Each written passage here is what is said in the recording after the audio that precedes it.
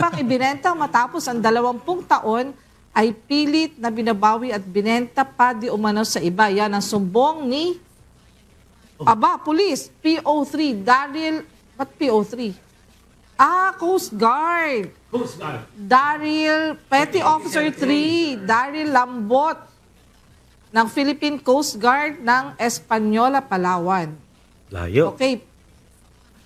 PO3 Lambot, Daryl. Nandiyan ka ba sa ating linya? Petty Officer 3. Magandang hapon, sir.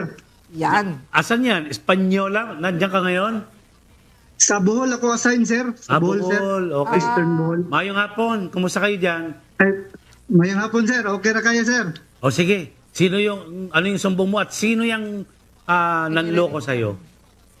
Ganito kasi yan, sir. Yung lupa na to, sir, nabili namin to, sir, 20 years ago na, sir, ng mama ko, sir. Yun. Sa Palawan, sir.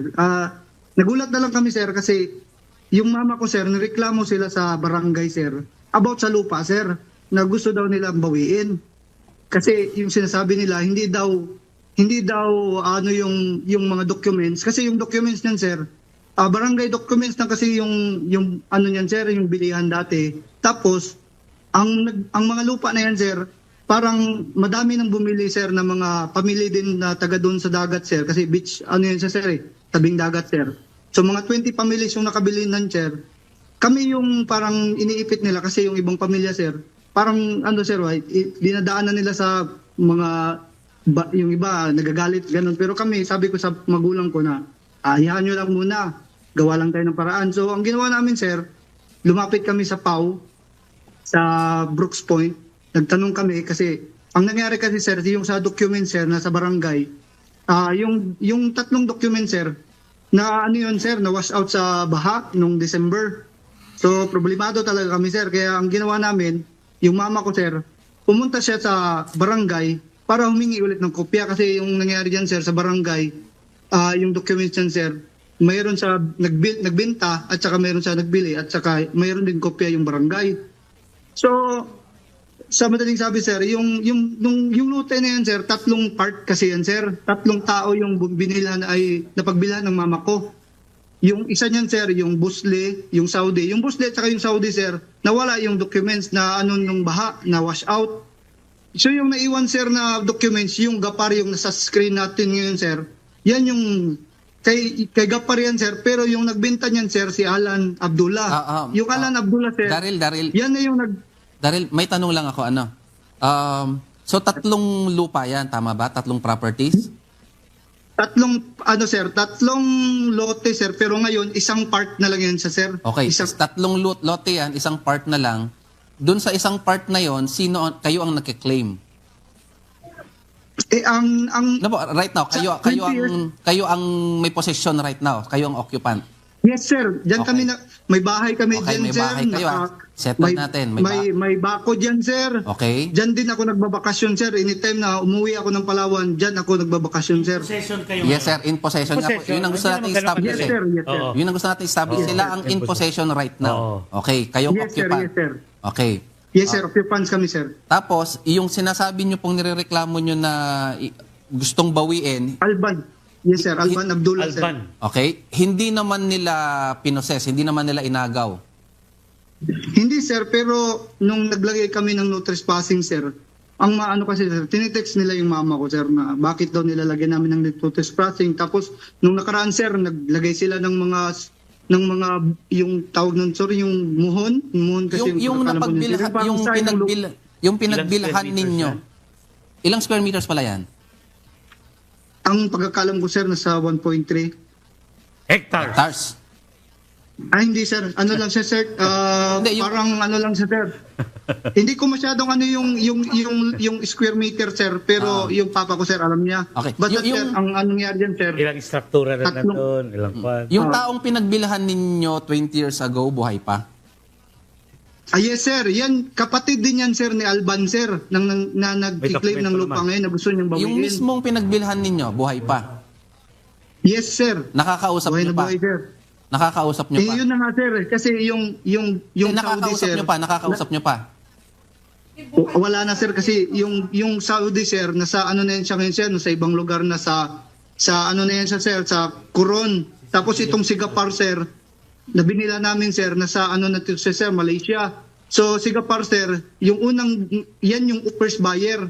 Kami second buyer na lang kami. Tapos yung Bosley sir, ang pagkakalam ko nandun pa siya sa Espanyola, pero hindi na kasi kami nakipag-usap sir kasi may mga lumalabas na kasi sir na balita sir na nabinta na nila sir, tapos pumunta doon sa bahay, nagdala ng 10,000, pinapatay, ang sabi nila 10,000 para sa inyo para manahimik kayo.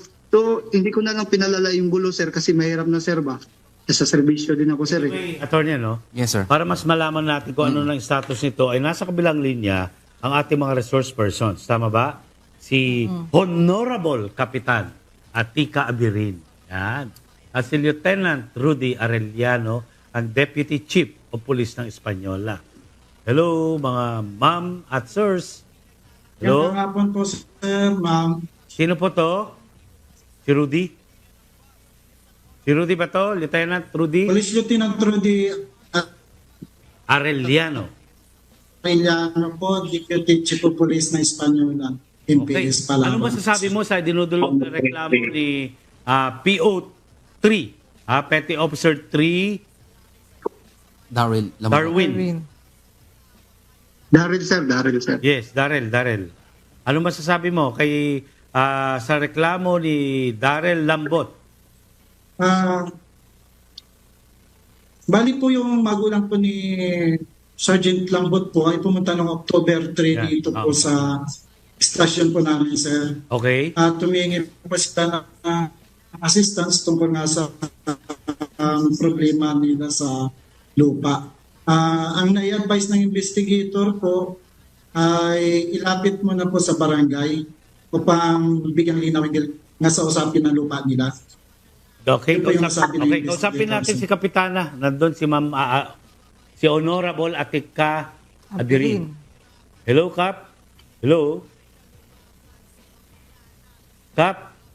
Lalaki ba si Kap? Babae? Atika, parang babae ito, sir. Hello, Kap? Hello? Kap Abirin? Pa-mute, wala pa. pa-mute, Kap Abirin? Baka po nakamute ang microphone nyo, ma'am. Hello, Kap Abirin? Wala pa. Abirin. Oo. Tanungin natin, sir, si PO3. Hindi, si Lieutenant. Ay, asa na ba? Lieutenant, Connected Ayun, na, sir. Kap, Ayun na. hello? Okay. Kap, Kapitana, Hihinaan pakiayos po. lang mo lang Oo. yung microphone. Hello? Hello? Naku, nag-e-echo. Kap, ano po ang status ng lupa ni Coast Guard, PO3 Darrell Lambot? Ano, sir? Hello po. Ang masasabi ko po doon sa tungkol sa problema nila,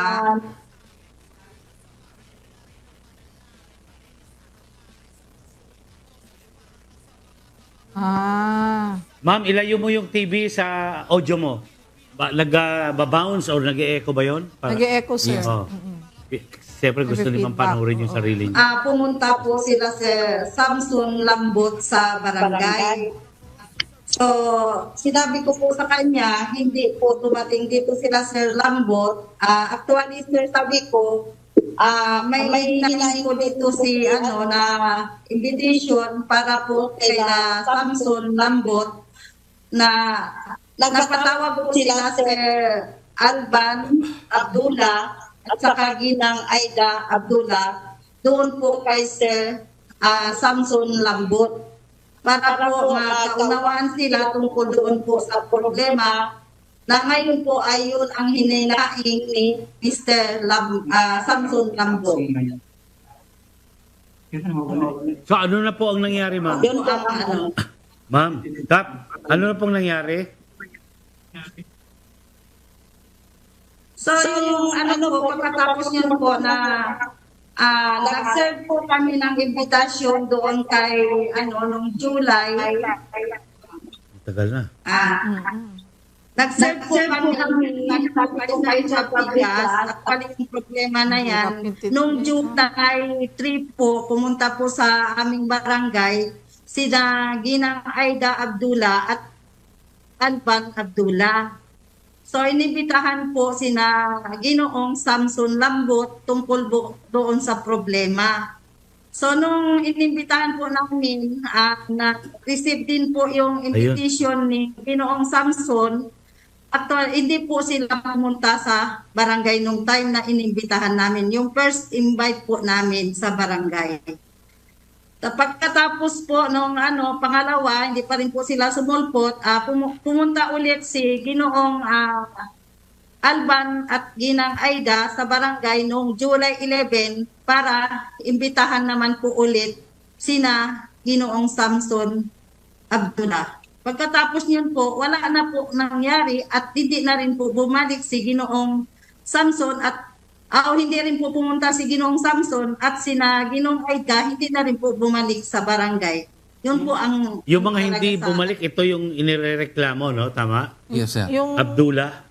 Tama po, ma'am? reklamo po, Hindi. yung nagreklamo, Yung hindi na rin nagrereklamo. po bumalik nung na-serve namin yung pangalawang serve po. Yung nagre-reklamo, Sila ang Lambot, hindi sir. bumalik. hindi pumunta. Hindi.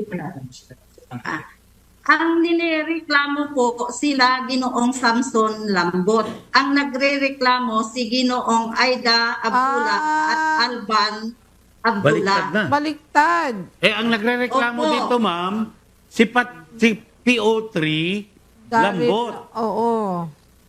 Ba't lumalabas? Ang nagre-reklamo sa barangay nyo, sila Abdullah. Tama ba yon? Parang Opo.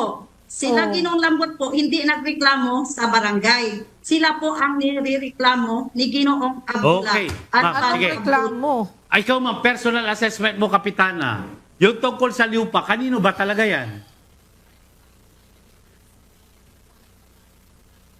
Ang lupa po ay nasa tatay po ng magkakapatid po nila Alban Abdullah. Mother title po. Hindi, yung sino nakatira doon ngayon? Ang nakatira po ay sina Lambot. For 20 years. Lambot. Kapitana. Ang Samson lang. Kasi hindi pa po ako nung time na nabili nila yung lupa. So Okay. sila ang nakatira doon. Pero bakit sila ang nagrereklamo ngayon? Sila yung ang grupo nila nirereklamo. Abdullah, tama? Pero Kasi sir, maaari Kapitana, nandito sa kabilang linya Yan, na po yan, natin ang sinasabi niyong Samson Lambot, ang father po ni Petty Officer 3 Lambot, Sir Samson, At nasa kabilang linya rin si Sergeant Kapitana. Lambot. Oo. Po sa inyo, sir, ma'am. Sige po, sir. Okay. Yun. Sir, sorry po na gano'n din kay Kap, humingi ako ng sorry na hindi kami nag-attend doon, sir, kasi ang iniisip ko naman yung gusto ko na kausap po, yung pinagbilan ko talaga, sir. Pero kung nagkamali ako doon, sir, humingi ako ng sorry. Yes, sir. Pumunta ka, sir. Ngayon. Nandiyan ka ba ngayon? Malapit lang kay Kapitana? Sa Pulature po sila, sir, mga 2 kilometers yata ang layo. O, malapit lang. Pero Kala ko kayo, 2 hours. pero sir, si Sir Samson ang inireklamo eh. Hindi po, ma'am, tingin ko ang nangyari dito, nagkaroon ng bentahan in the past, 20 years ago, nung tatay po nitong mga Abdullah. O si Sir Sige. Samson. Oo. Base sa mga pinapakitang dokumento kanina, nagkaroon ng bentahan, naibenta kay Mr. Samson, and eventually right now, yung mga anak nitong yung nagbenta gustong bawiin. Bawiin. So, medyo complex po ito later on. Maaari kasing totoo yung naging bentahan 20 years ago. Unfortunately, it would appear hindi po napatituluhan na. Hindi nga po settled kung title dyan eh. Hindi natin Ano ba yan? nakikita. Beachfront ba yan, sir? Malapit kayo sa dagat? O beach fraud, sir. Beach fraud, sinabi Kasi, niya. sir, Kaya pala eh. Oo. Nag-aagawan na. Opo, kaya Beach- Hindi, mas pero- maganda po kung maaari pong ma-settle nyo po barangay level pa lang ma-settle na mas maganda. Pero eventually talagang aakyat po 'yan ng korte kasi kailangan ma-settle po natin yung ownership niyan dahil it would appear meron talagang nangyaring bentahan eh. Kung totoo po yung mga pinakitang dokumento kanina, hindi po natin nakikita yung original niyan. Pero mas maganda po ma-settle na as soon as possible kasi sir, ma'am, baka mga anak yan eh. Mga anak ng ibang problema later on. Oo nga Kaganyan eh. mga property. Pero sabi ni Kapitana kanina, attorney, ang title ay nakapangalan doon sa dalawang title. Abdullah. Opo. Oo. Pero mayroong pinapakita po kanina na may nangyaring bentahan eh. Tapos sila po ang in possession right now eh. Occupant Yes. sila eh. So, Kaya mas advantage sila. yes, oo. Pero ito pong lahat, yung possession, yung continuous possession niya, yung bentahan niya, lahat po yan, kapag ka hindi po na-reduce into a title, yung title po kasi ang evidence of ownership talaga eh, later on eh. So, yun po ang kailangan pong masettle po. Pero may laban naman sila. May laban po kasi bakit ngayon lang magrereklamo yung ano? Dahil tumaas sa siguro ng Yun nga eh. 20. Tapos merong Upan, bentahan in upan. the At past. saka sir, Palawan yan eh. Ano, seafront? Ayan, lumalabas po na meron talagang bentahan eh. Kaya ako tinatanong ko po kanina kung nakakausap pa po nila yung nagbenta 20 years ago. Kasi it's either i-disprove niya o hindi, yung pirmahan na yan. Sir nangyari. Samson, gaano kalaki yung lupa na yan? Sir, napo yan sa sir ng kwan. Makapunta ko sa 378 square meter na po, Malaki sir. din. Malaki yan. Pati yung pera namin, sir, na naibayad yan, ay nasa 69,000 po, sir, lahat. Bali, tatlo sila magkakapatid yung pinagbilan po namin, sir. Mula At sa tabi ng panganay. dagat yan. Tabi ng dagat. Opo, sir. Sa harap nila, sir. Alagaan nyo lang. Ingatan nyo yung mga dokumento nyo, Yes, sir. opo, yung mga Okay. dokumento. Okay, pumunta ka na kay Kapitan. Mag-usap kayo doon. Then, tatawagan natin uli si Lieutenant Arellano. Arellano. Rudy Arellano. Rudy, hello? Rayano po. Yes, sir. Yes. Pakisamahan mo na lang para makapag-usap sila ng maayos. Opo, sir. Opo, sir. Then feedbackan mo kami dito bukas ha. Action Yes, sir. Center, kailangan natin ng feedback. Paki-video mo na lang at picturean, okay?